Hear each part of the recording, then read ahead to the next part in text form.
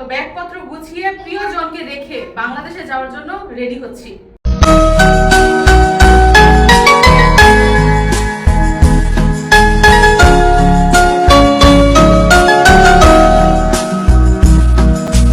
আসসালামু আলাইকুম। সৌদি আরব থেকে বাংলাদেশে যাওয়ার উদ্দেশ্যে সব জিনিসপত্র কেনাকাটা শেষ। আজকে করব গোছগাছ। নিজেদের জন্য এবং আত্মীয় স্বজনের জন্য বেশ কিছু জিনিসপত্র কিনেছি, সেগুলোই আজকে গুছিয়ে প্যাকেটিং করে তারপর রেডি হব বাংলাদেশে যাওয়ার উদ্দেশ্যে। মিশরাতুল জজম দেখেন কান্নাকাটি শুরু করে দিছে, এখনই যাওয়ার আগেই কান্নাকাটি শুরু করে দিছে। ও মা গো, আমার বাবাই দেখছেন নি সুন্দর করে সবকিছু গুছগাছ করতেছে, কি কি নিয়ে যাইব সব। মানে জিনিসপত্র কিনি নাই তারপর কত জিনিস যে কিনা হয়েছে দেখবেন না আপনারা, সব একসাথে করুক।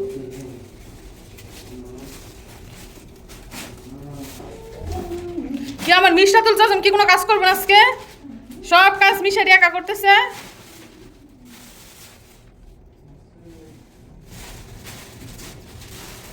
উফ উফ, সামনে রাখো এইখানে না, এই ট্যাঙ্গের সামনে রাখো। এই দেখো ওই লাগেজের মধ্যেও কিছু একটা আছে। মেয়েটাই দেখেন তার বাবার কোল থেকে নামতেছে না। মিশারি লাগেজটা খুলো বাবা, লাগেজের মধ্যেও কিছু রাখছিলাম তো। হ্যাঁ উপরেরটার মধ্যে দেখো কি আছে। এই যে মক্কা থেকে যে জিনিসগুলো আনছি সেগুলো লাগেজের মধ্যে রেখে দিয়েছিলাম। মিশারির আব্বুর হাতে দারুণ একটা জিনিস, কিন্তু যারা আমরা গৃহিণী তারা কিন্তু এই জিনিসটার প্রেমে পড়ে যাবো দেখলে। কি জিনিসটা দেখেন, আপনাদেরকে দেখায়, দেখছেন? এলাচ পুরো 1 কেজি না আধা কেজি জানি বলতে পারবো না, পুরো 1 প্যাকেট এলাচ আনছে। তো এই যে দেখেন জিনিসপত্র কিছু কিনি নাই কইরাও দেখেন কত জিনিস কিনা হয়ে গেছে।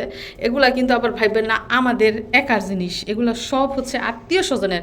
মনে করেন 70% হচ্ছে আত্মীয় স্বজনের আর 30% হচ্ছে আমাদের।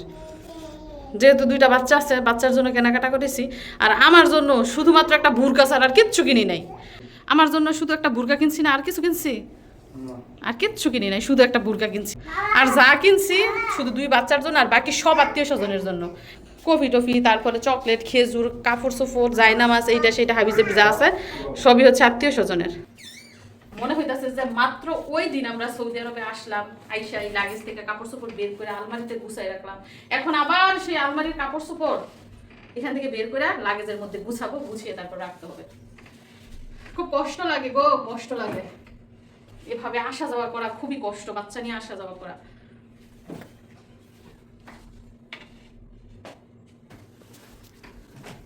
আমার যেই কাপড়, বাচ্চার কাপড়, মিশারির কাপড়, 3 জনের কাপড় কি এক লাগেজে আটবে?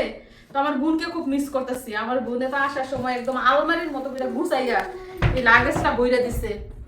এখন আমি কি পারবো এভাবে গুছাইতে? তবে চেষ্টা করবো। কারণ এই আলমারির মতো যদি স্টেপ বাই স্টেপ কাপড় লাগেজের মধ্যে রাখি তাহলে অনেক কাপড় একসাথে রাখা যায়, আর এভাবে রাখলে কম কাপড় নেই। তো এই লাগেজটার মধ্যে শুধুমাত্র কাপড় চোপড় নেব, এবং বাকি যে 2টা লাগেজ ওই লাগেজের মধ্যে নিব প্রসাধনী, আমাদের নিজেদের প্রসাধনী এবং উপহারের প্রসাধনী। যাই হোক, আমি আস্তে ধীরে গুছাই। আর এত ক্লান্ত লাগছে বলার মতো না। এই যে সংসারটা রেখে যাচ্ছি আরেক সংসারে, এই সংসারটাও তো আমার গুছাই রেখে যাইতে হইতেছে। হাঁড়ি পাতিল জিনিসপত্র যা যা আছে সব এক জায়গায় রাখছি, কারণ মিশারি বাবু তো রান্না করে খাবে না। আর কত জিনিসপাতি তো আছে, এগুলো সব গুছাইতে হয়েছে। তো সব মিলে খুবই ব্যস্ত, খুবই টায়ার্ড, এবং বাচ্চা নিয়ে জার্নি করবো, বুঝতেই তো পারতেছেন।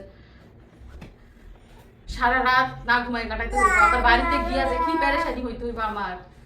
আল্লাহ, একটা সংসার সাজানো যে কতটা কষ্ট, এবং একটা সংসার ভাঙা যে আরো কতটা কষ্ট। তো এরই মধ্যে কিন্তু কাপড় গোছানো শুরু করে দিয়েছে, এবং আমার হাতে রয়েছে ইউটিউবের দেওয়া সিলভার প্লে বাটন। মামা, এই যে ভাইয়ের সিলভার প্লে বাটনটা তুমি নিয়ে যাবে না? এটাও সাথে করে নিয়ে যেতে হবে। তো দেখুন, অলরেডি কিন্তু অনেকগুলা কাপড় আমি গুছিয়ে ফেলেছি, এবং আরো অনেকগুলা কাপড় রয়েছে। তো স্টেপ বাই স্টেপ পুরাটা ভরলে লাগেজটা নিচু করে তারপর আরো 1 লেয়ার কাপড় কিন্তু আমি এটার মধ্যে আটতে পারবো। মানে টোটাল 28 থেকে 30 কেজি কাপড় এই লাগেজের মধ্যে ভরা যাবে। তো এই কাপড়গুলো ছাড়াও আরো বেশ কিছু কাপড় আলমারিতে রয়ে গেছে, সেগুলো বের করে তারপর নিয়ে যাব। তো দেখতে থাকুন পুরো ভিডিও। তো এই যে এইখানে যে প্যাকেটগুলো দেখতে পাচ্ছেন সবই হচ্ছে আত্মীয় স্বজনের জন্য আলাদা আলাদা করে প্যাকেট। যেহেতু দেশে গিয়েই ব্যস্ত হয়ে পড়বো, এজন্য এইখান থেকেই যার যার জিনিস তার তার প্যাকেটে ভালো করে সাজিয়ে দিয়েছি। তো আমার 3টা ননদ ননাস, যা, শাশুড়ি, চাচি, জেঠি শাশুড়ি, তারপর আমার বাপের বাড়ির সদস্য, সবার জন্যই কিন্তু আলাদা আলাদা করে প্যাকেট করা হয়েছে। এবং আমাদের জিনিসপত্র অলরেডি অন্য লাগেজে ভরে ফেলেছি। এগুলো হচ্ছে শুধুমাত্র আত্মীয় স্বজনের জন্য। মক্কা থেকে বেশ কিছু জায়নামাজ নিয়ে এসেছি আমার ননদ ননাসদের জন্য, জায়ের জন্য এবং আমার বোনের জন্য, চাচির জন্য এনেছি জায়নামাজ। আমরা কিন্তু মাত্র 3 মাস সফর করেছি। এবার আমরা সৌদি আরবে মাত্র 3 মাস সফর করেছি এবং মিশারির আব্বু কিন্তু আমাদের সাথে যাচ্ছে না। তো এজন্য অন্য বারের তুলনায় এবার কিন্তু আমাদের কেনাকাটা কম। আগে যেই পরিমাণ কেনাকাটা করেছি আত্মীয় স্বজন এবং নিজেদের জন্য, সেই তুলনায় এবার কেনাকাটা কম। কারণ হচ্ছে মাত্র 3 মাস সফর করেছি এবং দ্বিতীয় কারণ হচ্ছে মিশারির আব্বু আমাদের সাথে যাচ্ছে না। উনি যখন যাবে তখন আবারও কেনাকাটা হবে। মানে আমরা বছরে 2বার দেশে যাচ্ছি, 2বার আত্মীয় স্বজনকে গিফট দিচ্ছি।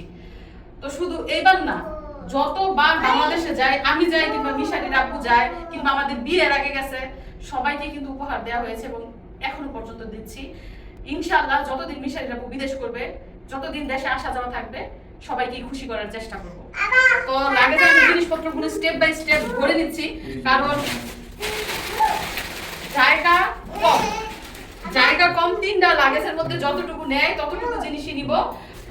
এবং আপনাদেরকে আরেকটা তথ্য দিয়ে রাখি, দাম্মাম এয়ারপোর্টে কার্টুনে করে জিনিসপত্র কিন্তু নিতে হলে অবশ্যই প্লাস্টিক করতে হয় এবং বাসা থেকে প্লাস্টিক করলে হবে না, এয়ারপোর্টে প্লাস্টিক করতে হয়। এজন্য যারা সৌদি আরব আসা যাওয়া করবেন অবশ্যই লাগেজ ব্যবহার করবেন। লাগেজে কিন্তু কোনো প্লাস্টিক করতে হয় না, শুধু তালা লাগালেই হয়।